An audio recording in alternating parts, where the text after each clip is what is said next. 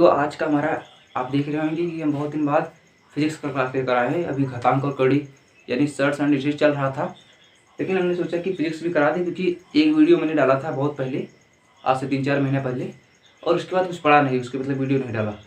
तो मैंने सोचा कि क्यों ना अब फिजिक्स ही पढ़ा दिया जाए ये क्लास। तो मैं फिजिक्स आपको बता चुका हूँ कि पहला पार्ट 1 मैंने आपको कक्षा 11 का पढ़ा रहा था और वो पढ़ा चुका था। तो अब पढ़ाना है उसके थोड़ा सा आगे, क्योंकि पार्ट 1 हुआ था कक्षा 11 का, चैप्टर 1 के पार्ट 1। अब ये क्या है आपका पार्ट 2, इसके बाद खत्म हो जाएगा। इसके बाद आ जाएगा आपका चैप्टर नंबर 2।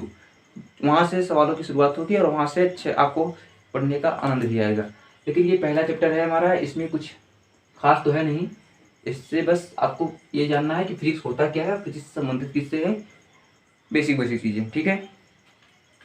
तो चलिए हम आज की क्लास शुरू करते हैं। और हमारा पहला आज का क्वेश्चन रहेगा कि भैया क्वेश्चन हमारा ये है कि what is the relation of physics with technology. ठीक है दोस्तों, फिजिक्स एंड, या ऐसे लिखिए ज़्यादा बेहतर होगा कि फिजिक्स और टेक्नोलॉजी का संबंध क्या है। Physics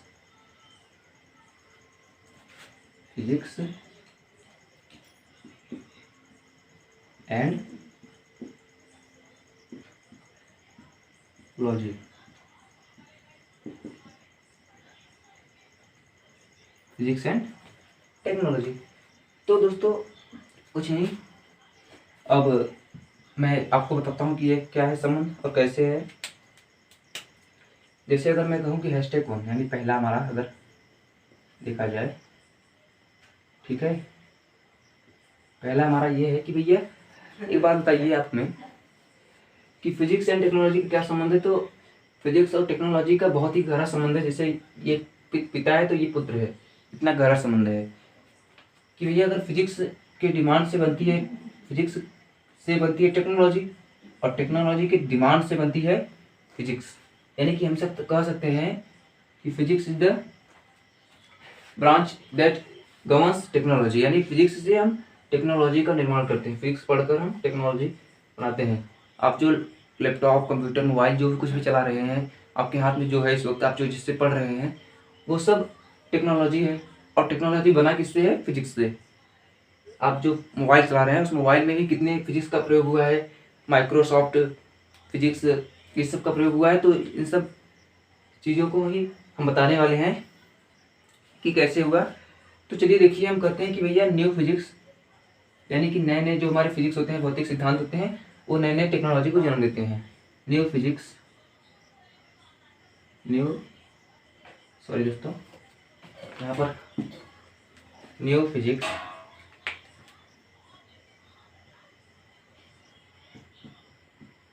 gives rise to new technology. ठीक है, new physics gives rise to new technology. क्या नया भौतिकी सिद्धांत हमें देता है, क्या देता है? नए नए टेक्नोलॉजी को जन्म देता है। राइज राइज मतलब उभारता है। तो नए नए प्रिंसिपल को पढ़ते हैं साइंटिस्ट और नए नए टेक्नोलॉजी का निर्माण करते हैं। अगर आप कहें कि हमें एग्जाम्पल चाहिए, ऐसे हम तो नहीं मानेंगे, तो कोई बात नहीं, हम आपको एग्जाम्पल भी दे सकते हैं इसका। अगर हम इसको आपका एग्जाम्पल इसको दिखाएं एग्जाम्पल के तौर पर, तो जैसे new physics gives rise to new technology. जैसे वैज्ञानिकों ने पढ़ना शुरू किया सिलिकॉन चिप्स। आप सब जानते होंगे, एक चैप्टर होता है फिजिक्स में सेमीकंडक्टर। आप में से पता नहीं कितनों ने पढ़ा होगा, कितनों ने नहीं पता पढ़ा होगा, क्योंकि ये कक्षा 11 के आगे है और अभी तो आप पहला चैप्टर पढ़ रहे हैं। तो अगर आप कक्षा 11 क्लास 11th में अगर आगे आपको मिलेगा ये सेमीकंडक्टर, ठीक है, एक चैप्टर है सेमीकंडक्टर्स, ठीक है। तो वैज्ञानिकों ने इसके बारे में पढ़ा, अध्ययन किया। तो जब अध्ययन किया तो भैया जब अध्ययन किया तो इससे मिला हमें सिलिकॉन चिप्स। क्या मिला? इससे पढ़ा तो हमें मिला सिलिकॉन चिप्स के बारे में ज्ञान हुआ कि भैया सिलिकॉन चिप्स होता है। अब सिलिकॉन चिप्स का लेकर करेंगे क्या वैज्ञानिक? सिलिकॉन चिप्स का लेकर क्या करेंगे? तो इसको बना दिए लैपटॉप में, मोबाइल फोन आजकल मोबाइल तो नहीं, आईफोन प्रयोग होता है। आजकल लोगों का अलग ही एटीट्यूड है, मोबाइल शब्द का प्रयोग ही नहीं करना चाहते कि मोबाइल कह देंगे तो लो लेवल का हो जाएंगे। और आजकल क्रेज चला है आईफोन का, तो आप चाहे आईफोन समझिए चाहे मोबाइल, हम तो भाई साहब मोबाइल ही चलाते हैं, तो मोबाइल ही हम कर रहे हैं। तो लैपटॉप, मोबाइल, ये सब चीज़ें क्या हैं, सिलिकॉन चिप्स इनके अंदर लगा हुआ है और इससे चल रही हैं। तो आप बताइए, अगर सेमीकंडक्टर वैज्ञानिकों ने सेमीकंडक्टर ना पढ़ा होता, वैज्ञानिकों ने सेमीकंडक्टर्स न पढ़ा होता, फिजिक्स का एक टॉपिक है, अगर इसको न पढ़ा होता तो उनको किसके क्या सिलिकॉन चिप्स के बारे में पता चलता? अगर सेमीकंडक्टर्स न पढ़े होते तो सिलिकॉन चिप्स के बारे में कोई तो पता ही नहीं चलता कि क्या होता है। और जब इसका ही नहीं पता चलता तो क्या हमारा मोबाइल और लैपटॉप चल पाता? इसी के प्रयोग से मोबाइल और लैपटॉप चल रहा है। जब यही नहीं होता तो ये भी नहीं होता। तो वही बात है कि हमें फिजिक्स को पढ़कर जानकारियाँ जो मिलती है उसका प्रयोग करके हम नए नए टेक्नोलॉजी, नए नए मतलब टेक्नोलॉजी को जन्म देते हैं, राइज करते हैं। अब क्या फिजिक्स टेक्नोलॉजी का संबंध तो हो गया, अब टेक्नोलॉजी और फिजिक्स का भी संबंध है। फिजिक्स से बनती है टेक्नोलॉजी और टेक्नोलॉजी के डिमांड से बनती है physics. As a I can say that, मैं कह सकता हूँ कि देखिए आप, अगर मैं यहाँ पर लिख लूँ, यहीं बना दूँ या इसी में कर दूँ, #2 कर दूँ पहले से, 1 तो हो गया, अब इसी में कर दे रहा हूँ ना, कौन बार बार लिखिए। तो #2 हमारा ये होगा भैया, नीड ऑफ टेक्नोलॉजी। क्या कहा मैंने? Need of technology gives rise to new physics.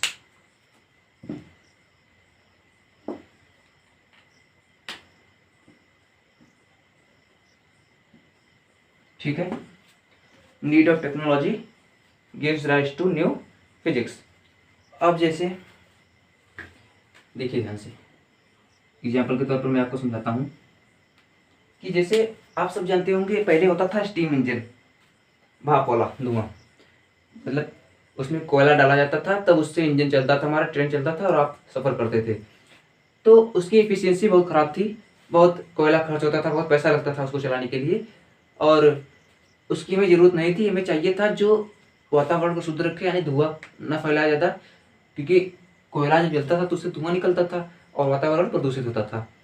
तो उसको हटाने के लिए हमने नीड ऑफ टेक्नोलॉजी, यानी टेक्नोलॉजी की हमें ज़रूरत है कि नहीं है? आप कहेंगे हैं, कैसे है? क्योंकि हमें उसको हटाकर कोई बढ़िया सा इंजन चाहिए जो बिना धुआं के चलता रहे। तो फिर टेक्नोलॉजी की ज़रूरत थी, यानी हमें स्टीम इंजन में प्रॉब्लम थी। किसमें प्रॉब्लम थी? स्टीम इंजन में।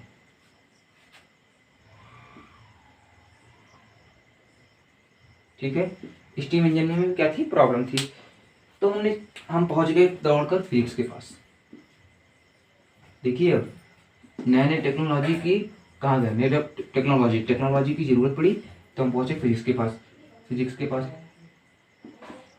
अब फिजिक्स में क्या, फिजिक्स ने कहा कि आपको कौन सा चैप्टर चाहिए? हमारे में तो हजारों चैप्टर भरे पड़े हैं, आपको जो पढ़ना हो, आपको जिसकी ज़रूरत हो पढ़िए। ठीक है, तो हमने पढ़ना शुरू किया थर्मोडायनेमिक्स।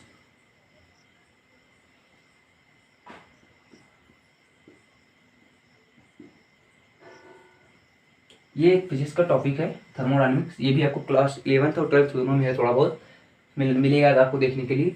तो फिजिक्स में हमने थर्मोडायनेमिक्स पढ़ना शुरू कर दिया। अब थर्मोडायनेमिक्स पढ़ते पढ़ते हमें ज्ञात हुआ, इससे मिल गया, जो इसके अंदर पता चला कि एक होता है हीट इंजन, उष्मा का इंजन, हीट इंजन। ठीक है, हीट इंजन मिला। अब हीट इंजन की भी इफिशिएंसी उतना ठीक नहीं थी। हीट इंजन से प्रयोग करके इसी के अंदर से हमने बना दिया, क्या बना दिया?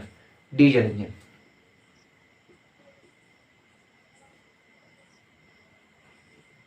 ठीक है, तो बताइए, स्टीम इंजन की इफिशिएंसी बहुत खराब थी और उससे हम फिजिक्स के सहारे से क्या बना दिए? डीजल इंजन पहुंच गए।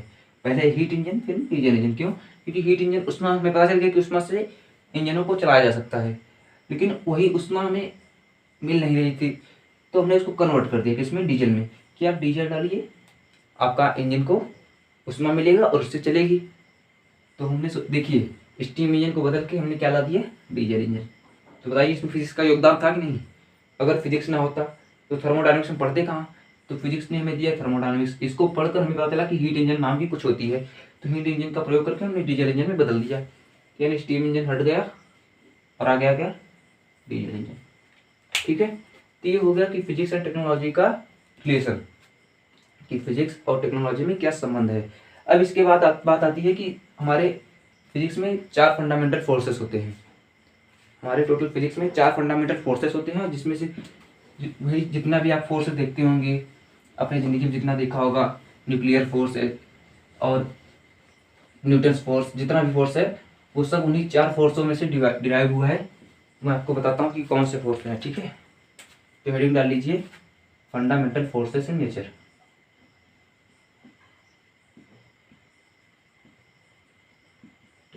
फंडामेंटल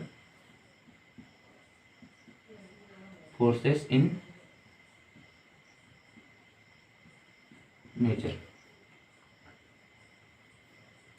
ठीक है, तो पहला फोर्स है हमारा ग्रेविटेशनल फोर्स।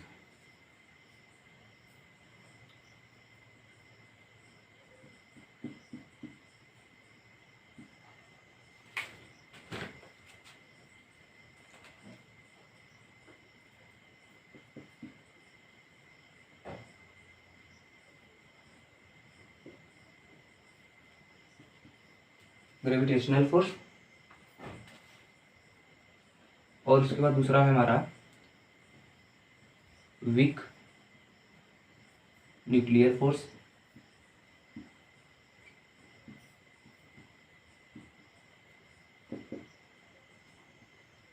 तीसरा नंबर पे हमारा आता है स्ट्रॉन्ग न्यूक्लियर फोर्स या इलेक्ट्रोमैग्नेटिक फोर्स, इलेक्ट्रो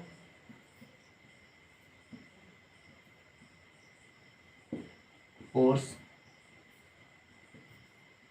और चौथे नंबर पे आता है स्ट्रॉन्ग न्यूक्लियर फोर्स।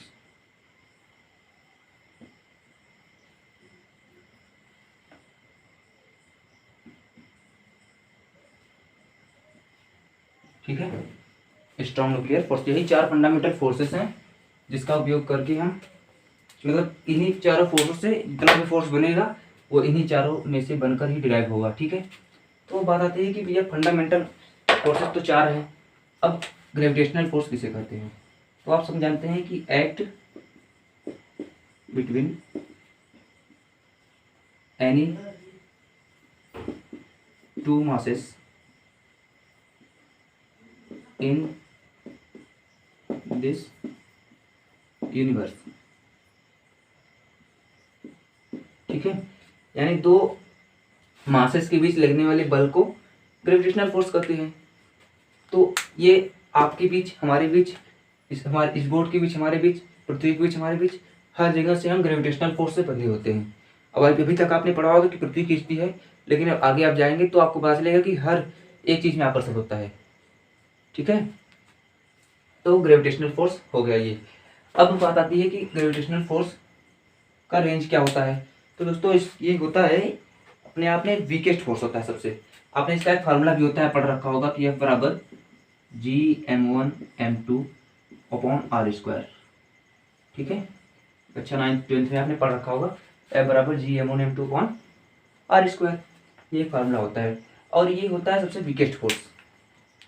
क्या होता है ये, weakest.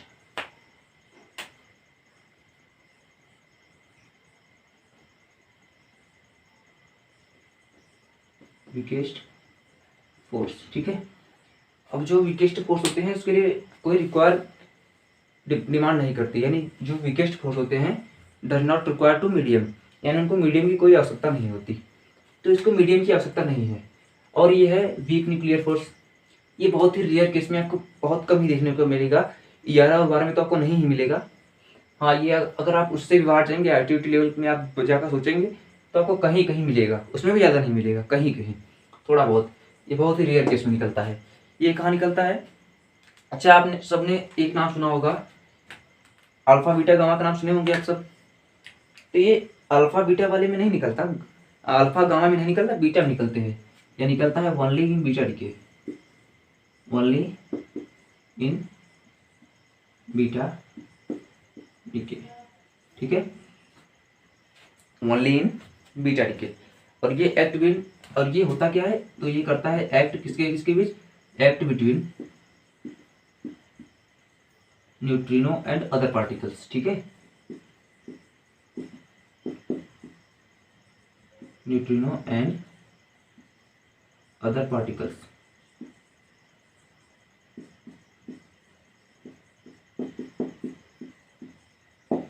Act between neutrino and other particles, यानी ये न्यूट्रिनो और अदर पार्टिकल्स के बीच में एक्ट करता है। ये निकलता कहाँ है, ऑनलाइन बीटा डीके में।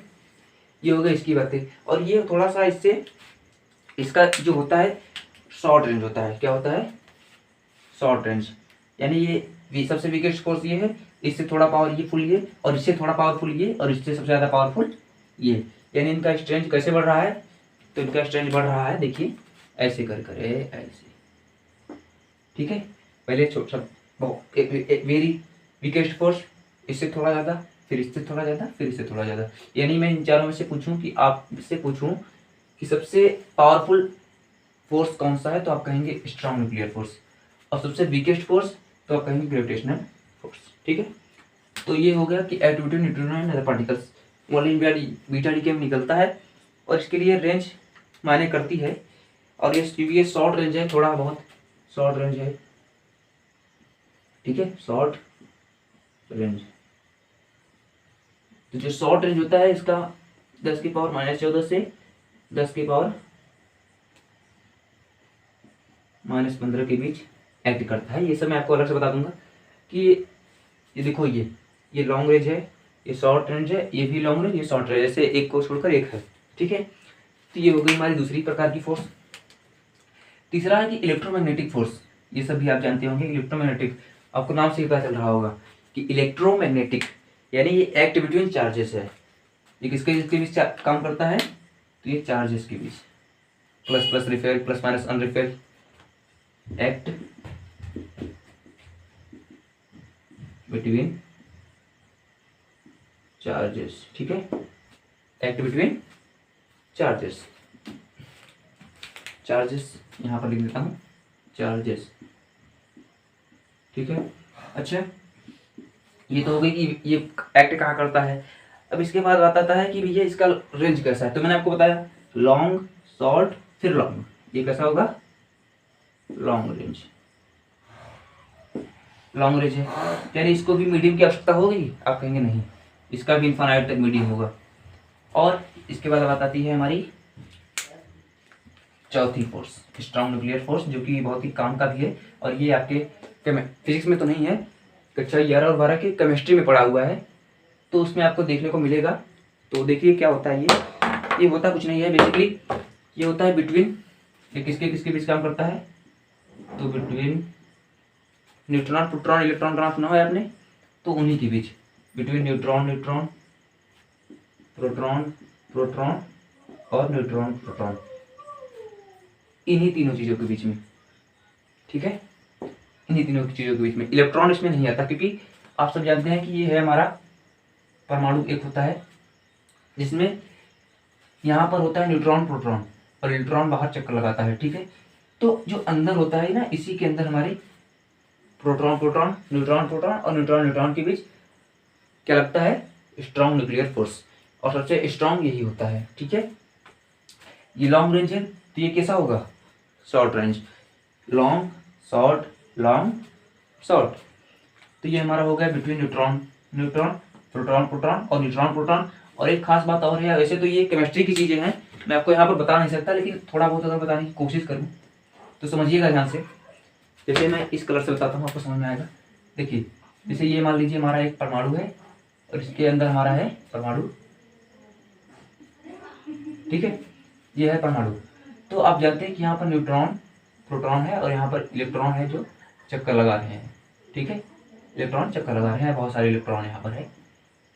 तो कभी आपने सोचा कि न्यूट्रॉन प्रोटॉन जब अंदर है, तो अगर इनका प्लस होता है, इनका माइनस होता है, तो प्लस माइनस रिपेल करके टूट जाना चाहिए, परमाणु को विखंडित होना जाना चाहिए थी, यानी मतलब परमाणु फूट जाना चाहिए, फट जाना चाहिए, विस्फोट कर देना चाहिए। लेकिन आज तक कभी ऐसा हुआ है?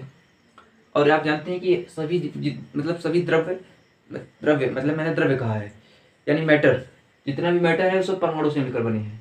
और क्या परमाणुओं से मिलकर बने हैं तो सभी मैटर अपने आप विस्फोट कर दे रहे हैं? नहीं कर रहे हैं। ये मार्कर भी तो परमाणु से ही मिलकर बना होगा, छोटे छोटे, तो क्या विस्फोट कर रहा है? नहीं कर रहा है। क्यों नहीं कर रहा है?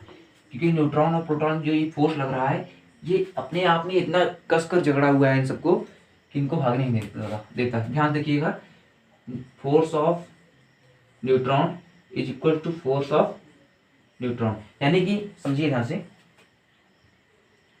Force of neutron is equal to force of proton is equal to force of proton, यानी कि न्यूट्रॉन के बीच लगने वाला बल, प्रोटॉन के बीच लगने वाला बल और न्यूट्रॉन और प्रोटॉन के बीच लगने वाले बल, ये तीनों आपस में कैसे होते हैं?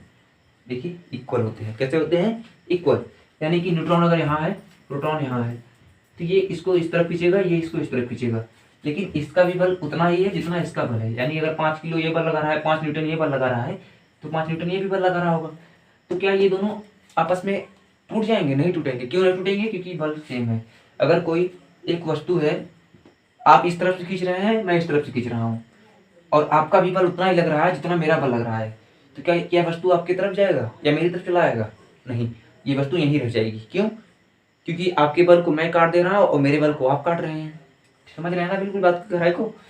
तो यानी जो ये हमारा होता है, इसके अंदर न्यूट्रॉन और प्रोटॉन आपस में सेम फोर्सेस को अप्लाई कर रहे होते हैं, जिसके कारण हमारा जो ये होता है वो परमाणु कभी विस्फोट नहीं करता। ठीक है, वैसे आपको समझ में नहीं आ रहा होगा बातें, क्योंकि ये केमिस्ट्री की बात है, लेकिन मैंने सोचा कि थोड़ा बहुत बता दें, जिससे आपको बेसिक माइंड क्लियर हो जाए, आप समझ भी गए होंगे। तो ये हो गया कि बिटवीन न्यूट्रॉन प्रोटॉन, और इन सब का फोर्सेस अपने आप में बिल्कुल सेम होता है। इतना समझ में आया? उसके बाद वीकेस्ट तो था, ये लॉन्ग था, ये शॉर्ट था, तो ये लॉन्ग, ये कैसा हो जाएगा आप बोलिए? तो आप कहेंगे शॉर्ट।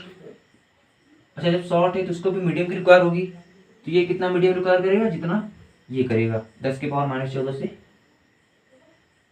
10 की पावर -15 के बीच। आप सोचिए 10 की पावर -14, जिसका अंदाजा नहीं लगा सकते हैं कितना छोटा है। 10 की पावर -14 यानी 1 देखिए, और उसके नीचे 10 को 14 बार गुणा करिए, 10 14 बार गुणा करके 1 में भाग करिए, जितना आएगा उसके और उसके बीच बहुत छोटा, जितना कि आप अंदाजा ही नहीं लगा सकते, या आपके सोच से भी परे है।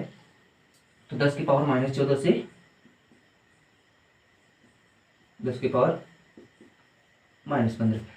तो क्या आप समझ रहे हैं कि जो ये है, ये वैज्ञानिकों ने अंदाजा लगाया हुआ है, ये भी क्लियर मान नहीं है इसका, ये इसके बीच वैज्ञानिकों ने अनुमान लगाया कि हाँ इसके बीच एक्ट करता होगा, जो कि जरूरी नहीं है कि इसके बीच हो।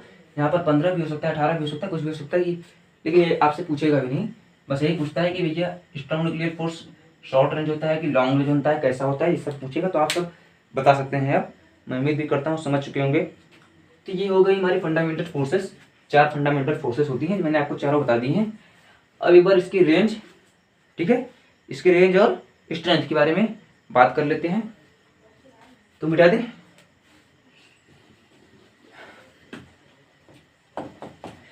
दोस्तों फिजिक्स बहुत ही प्यारा और बहुत ही सुंदर सा सब्जेक्ट होता है, इसमें आपको मज़ा नहीं आ रहा होगा क्योंकि ये फर्स्ट चैप्टर है। जब चैप्टर 2 स्टार्ट होगा तब आपको लगेगा कि हाँ हम कुछ पढ़ रहे हैं वाकई। ठीक है, वैसे इसमें भी आप दिमाग आपका घूम चुका होगा कि न्यूट्रॉन प्रोटॉन इलेक्ट्रॉन सुनते हुए कभी न्यूट्रॉन, मैं समझता हूँ आपकी गहराई को बातों की, कि न्यूट्रॉन और प्रोटॉन इलेक्ट्रॉन जब आता है तो दिमाग घूमने लगता है बच्चों का, और ये आपके साथ नहीं सबके साथ होता है जो पढ़ता है शुरू में एक बार। तो इसमें घबराने की कोई बात तो है नहीं वैसे। तो मैं अब इन चारों फोर्सेस की पहला दूसरा तीसरा जितना था उनके स्ट्रेंथ की बात करता हूँ। ठीक है, किसकी स्ट्रेंथ और उनके रेंज की। तो स्ट्रेंथ पे लिखता हूँ मैं, स्ट्रेंथ।